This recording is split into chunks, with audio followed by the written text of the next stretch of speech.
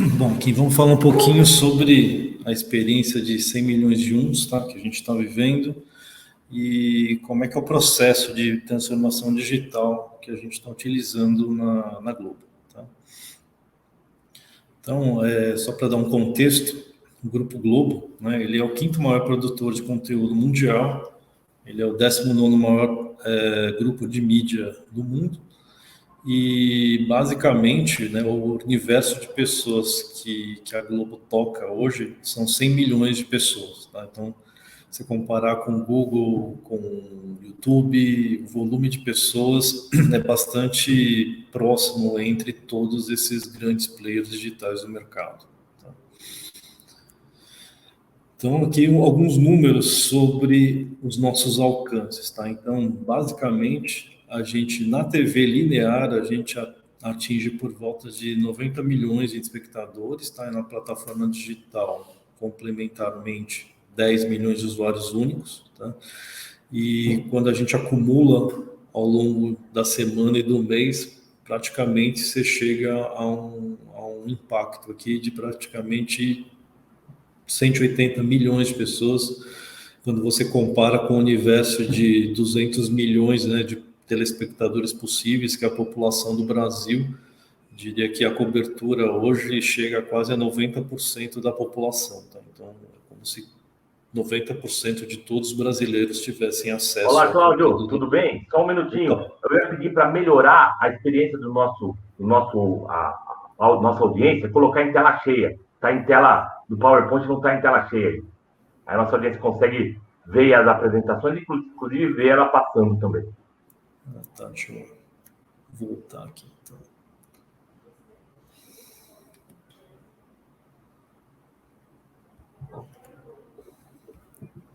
Ótimo, Riqueira. Vamos colocar em tela cheia, que aí o Vamos de pessoal novo, fica pus em atento. tela cheia, que eu pus janela aqui, ficou menor. Essas pegadinhas do mundo digital. Já aconteceu com todo mundo, viu, Cláudio? Fica tranquilo que isso acontece. Tem que compartilhar o áudio também. Beleza.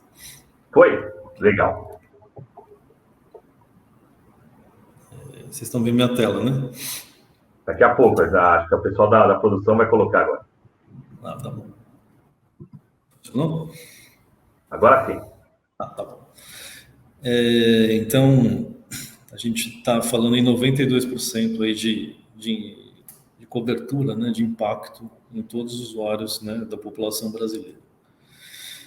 E aí o que acontece, né? A Globo, como todos sabem, ela é uma empresa, basicamente um grupo de televisão, né? Então, assim, como é que você se transforma num player digital usando essa relevância de 92% de cobertura e passa a ter dados e passa a ser uma empresa digital, né? E a aspiração da Globo é fazer essa transformação para uma MediaTek. Então, acho que mais do que qualquer empresa, o processo de inovação, transformação e digitalização na Globo, ela não é uma opção, né? Ou a empresa se transforma numa empresa 100% MediaTek, ou ela vai encontrar sua extinção, né? Então, é um processo extremamente urgente, extremamente estratégico. Então, basicamente, cada vez mais a empresa, desde a presidência até todo o time de ciência de dados e desenvolvimento de aplicação e negócios, eles se organizam na forma de um squad ágil, tá? Então, assim, são vários squads ágeis, né, que dentro da Globo são os pods, e o L1, né, que é o board do presidente e os seus diretores diretos, basicamente define a estratégia e a visão da onde, né, a empresa deve iniciar a sua transformação. E aí o L2, né, que é o time que constrói, que é o time que conceitua e realmente é capaz de produzir o conceito, trabalha no MVP. E aí o L3, né, que é tipo o MVP funcionou e tá no ar, ele é produtizado, né? Então é um time de produtização. Então basicamente você transita entre os processos L1, L2 e L3 para qualquer tipo de inovação hoje, nesse sentido da transformação digital. Então, basicamente, seguindo aqui, né, até os modelos do Scaled Agile, basicamente, você tem aqui a parte de estratégia, investimento e funding dos projetos sendo feito pelo topo da pirâmide, né, que é o L1. Você passa aqui pela parte de operações de portfólio, que produz aqui o MVP, e aí depois no Lean Governance você faz aí toda a parte de produtização e operação dos sistemas que são criados. Então, basicamente, esse é o processo de criação e produtização que a gente vive hoje dentro da empresa. E a ideia é exatamente, né, a ideia do teste rápido, fale rápido e reinvente, né? Então, é interessante ver que nem todos os MVPs realmente viram produtos e nem todas as visões estratégicas também estão corretas, né? Então, o que a gente tem vivido é exatamente produzir rápido, testar rápido, não funcionou, voltemos à prancheta e vamos produzir um novo conceito corrigido em relação à aprendizagem das falhas que a gente está tendo. E aí, como é que funciona, né? Você pensa assim, qual que é o problema da televisão? A televisão, ela é uma mídia one-way, que a gente chama, né? Que ela é content-centric, né? Então, você produz um conteúdo, você faz todo um estudo de mercado, você estuda 2 anos antes de produzir qualquer conteúdo, e você acredita que aquele conteúdo vai ter, né, uma assertividade. Então, assim, o ciclo de produção e o ciclo de negócio, ele, numa televisão linear, é totalmente baseado no conteúdo, na criação do conteúdo.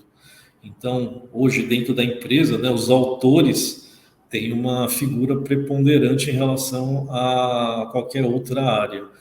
Só que o que está acontecendo? Na empresa digital, ela passa a ser people-centric, né? Então, não basta mais ser one-way, eu preciso ter uma empresa two-way, né? Então, eu preciso ter o feedback do usuário, preciso entender o comportamento, tem que entender a audiência e como é que ela se segmenta, né?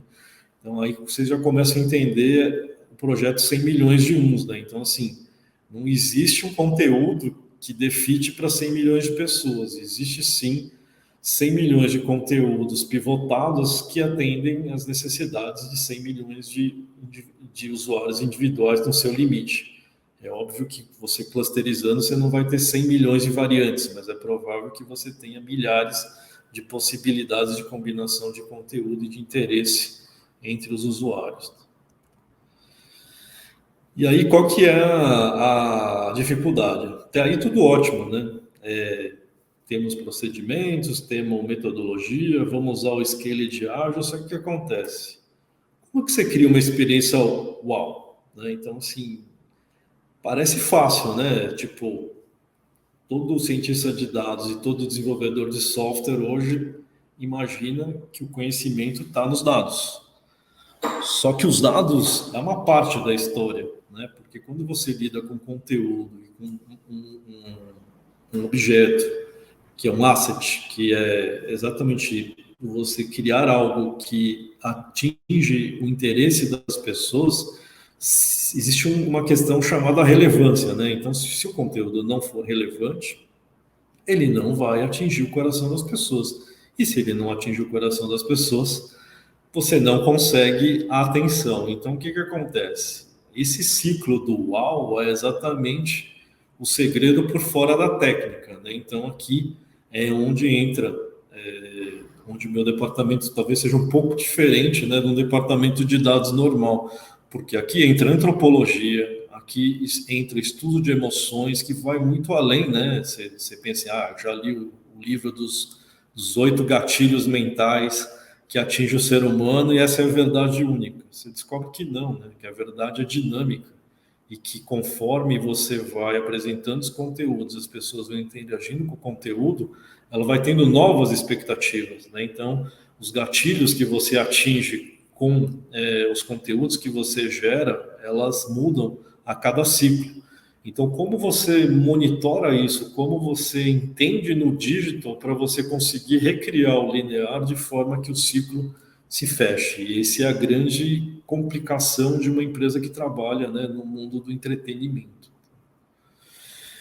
E aí você tem esses horizontes, né? Então você fala assim, bom, posso querer algo que simplesmente defende o meu core business, que é o horizonte 1, posso tomar um risco maior e fazer o quê? Olhar as soluções emergentes que há no mercado e procurar um horizonte de inovação 2, e posso criar uma coisa totalmente nova, né? Que é o horizonte 3. Então, quando vocês pensam, né, que o próprio BBB 21 foi a reinvenção do BBB num formato digital, com influencers e com tudo isso, você pensa assim, pô, ela é uma inovação do tipo 1, 2 ou 3. Ou vou criar uma media tech, vou criar alguma coisa que é uma plataforma de advertisement totalmente revolucionária, vou para o horizonte 3. Então aqui qual que é o problema, né? A questão é tempo versus o valor gerado pela inovação. Então, depois de entendido aí o processo de criação, a empresa entra em run, né? Então, assim, simplesmente você tem vários pods, vários departamentos trabalhando de forma integrada e a prototipação acontece em forma ágil e simplesmente isso se torna algo dinâmico, né? Todo dia tem uma inovação sendo criada e uma inovação sendo testada e algumas coisas sendo produtizadas. Você não tem mais ciclos longos, né, de criação e de prototipação, e sim contínuos. E aí entra, né, a questão das personas dos brasileiros, né? Então, o que acontece? Você tem a criação do linear interagindo com o digital. Então, aqui são alguns players globais de como estão sendo as experiências dessa coisa cross-mídia, né, que é linear e digital, e como é que você combina as duas coisas em termos de dados para conseguir resultados.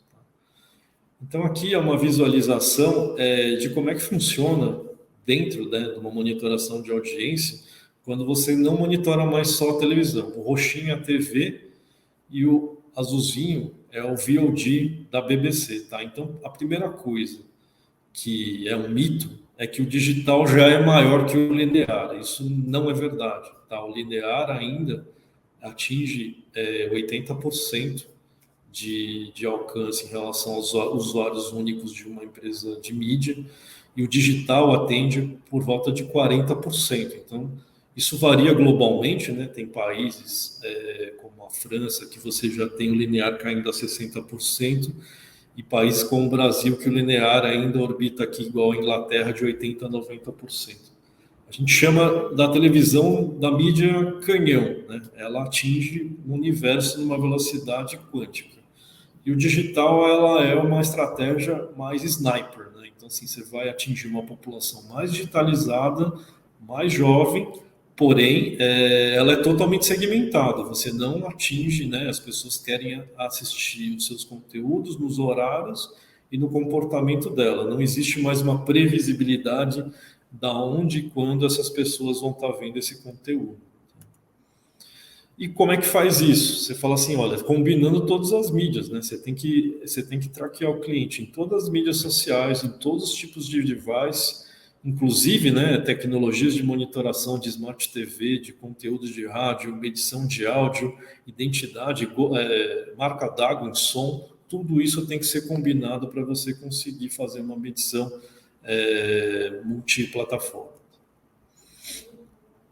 E aqui um pouco, né, das comparações entre o linear e o digital, quando você olha as atividades e você procura o alcance. Então, por exemplo, aqui para um conteúdo que tem um perfil digital alto, é possível você ter picos de digital superiores ao linear, e em grande parte das plataformas isso acontece, né? Então, assim, normalmente, quando você olha o meio televisão, né, você ainda tem possibilidades de, a maior parte do conteúdo ainda tem maior relevância linear, mas quando a gente olha médias de mercado, aí os meios já estão equivalendo os digitais e os lineares, quando você está fora do meio de televisão.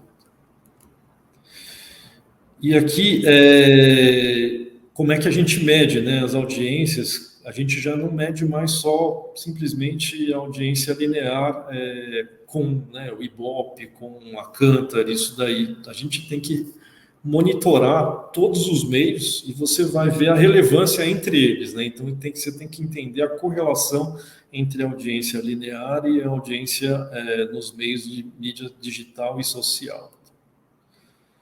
Aqui só para a gente ter uma ideia de como é que é a influência, né? Quando você tem alguém entrando ao vivo no meio digital. Então isso aqui, por exemplo, é a comparação no final da Copa do Mundo feminino, o que aconteceu entre o linear e o digital. Então, aqui o que aconteceu? Quando a capitã, né, a Ellen White, entra ao vivo, você vê que teve uma audiência ali no linear de 2,8 milhões e no social com 700 mil. Só que olha como acontece o pico no social, né, quando você tem alguma coisa ao vivo na mídia social acontecendo simultaneamente ao linear. Praticamente é onde o digital atinge os mesmos níveis de audiência do linear. Que é a mesma coisa, né? Então, assim, o que acontece quando você combina as duas coisas? Então, assim, o segredo é exatamente como combinar as entradas no linear e combinar as entradas na rede social e no digital. Você pode combinar isso e fazer picos, né, diferentes de audiência. O digital não vai bater com os picos do linear. Então, assim, você tem exatamente essa possibilidade de multiplicar o alcance daquele conteúdo, você brincando com a estratégia de colocar esses conteúdos em diferentes horários entre os dois meios. E aí você chega aos 100 milhões de uns, né? Fala assim, pô, então, se a televisão atinge 89 milhões por dia, como é que eu chego a 100 milhões? Exatamente por quê? Você tem os 89 milhões, que é a somatória de linear com o digital, que a gente chama não deduplicado, né? Que é o quê? Que é a pessoa que está assistindo tanto o linear quanto o digital. Então, você vê aqui, 77 milhões exclusivamente na televisão, 11 milhões que está assistindo os dois meios e 11 milhões que estão assistindo só no digital, né? Então, agora a gente tem que medir tanto o que está exclusivamente na televisão e o grande complicado é medir esse meio, né? Como é que eu sei que você está vendo o conteúdo por duas mídias diferentes simultaneamente? Essa é a tecnologia que a gente trabalhou aí nos últimos 2 anos e hoje é viável, né? A gente consegue fazer essa medição, que é o usuário que ele não é único no linear e no digital, ele é duplicado, né? E aí, o que acontece? Esse é o usuário que eu não posso cobrar 2 vezes de uma agência de marketing, mas ele é um usuário super nobre, é o usuário que vai dar aquele pico, né? Quando eu combinar o linear com o digital, ele vai provavelmente fazer uma interação social daquele conteúdo que está passando no linear e vai potencializar o alcance daquela publicação. E é isso que a gente vê hoje, né? Então, assim, a gente está trocando volume de alcance por qualidade e por capacidade de segmentação, né? Então, a gente tende a ter mídias cada vez mais focadas e cada vez menos simplesmente, vou comprar todos os horários possíveis com maior audiência. Não, eu vou literalmente procurar essa combinação entre o digital e linear e vou procurar os segmentos que eu quero atingir. E é isso que vai levar à conversão, né? Então, assim, qualquer conteúdo, qualquer tipo de propaganda que tenha o seu público-alvo atingido de forma muito mais inteligente e sniper, vai ter um valor de mercado muito superior ao que simplesmente você está procurando atingir todos com uma mensagem única. Então, aqui é um vídeo sobre o projeto que a gente fez de futebol, tá, com a GM, aqui para vocês entenderem um pouco isso daí na prática, né, como tudo funciona. Futebol e carro, 2 paixões nacionais. Tem como negar? Para unir essas paixões, a Chevrolet e a Globo colocaram seus times em campo no projeto Futebol 2019 de uma forma inovadora. Vai vendo. Assim que a temporada 2019 do futebol estreou, a equipe de inteligência digital da Globo começou a interpretar uma quantidade enorme de dados gerados pelos usuários das suas plataformas. Usando tecnologias de Big Data, a Globo processa um volume de informações que pode chegar a 1,5 petabytes. Dá para imaginar? Também não é para menos. São mais de 177 milhões de pessoas alcançadas pelo futebol na tela da Globo e 67 milhões de usuários únicos nas plataformas digitais. A gente brinca que tem um Super Bowl por semana no Brasil, né? E a gente entendia que o Projeto Futebol ele podia trazer para a marca da Chevrolet uma exposição que seria super diferenciada dentro do mercado brasileiro. Para isso, a Chevrolet e suas agências Isobar e W Macan tinham um desafio: entender quem eram os clientes que já haviam comprado um veículo e também os que estavam na fase de pesquisa. E o que a Globo enxergou nesse desafio? O cenário perfeito para uma ação pioneira. Atendendo aos requisitos de privacidade, a inteligência digital da Globo recebeu da Chevrolet informações anonimizadas de seus clientes e conseguiu identificar o consumo de conteúdo e publicidade deles nas plataformas digitais Globo. A partir daí, os perfis de público-alvo foram definidos para direcionar futuras ações. Esse é o futuro do nosso negócio, em que eu vou fazer varejo para realmente quem for comprar um carro e não fazer o varejo para quem de fato não quer consumir um carro. Com essas soluções customizadas, eu consigo realmente customizar a entrega pelas necessidades do norte e sul do Brasil, que são diferentes. O resultado foi um sucesso. A Globo ofereceu à Chevrolet uma visão completa da jornada do consumidor, que pode ajudar a orientar as estratégias de marketing de acordo com o interesse pelos carros. A gente aprendeu a realmente jogar com o fluxo de consumo, para que a gente consiga maximizar a eficiência, tanto de impacto quanto de geração de leads, que são as oportunidades de venda digital.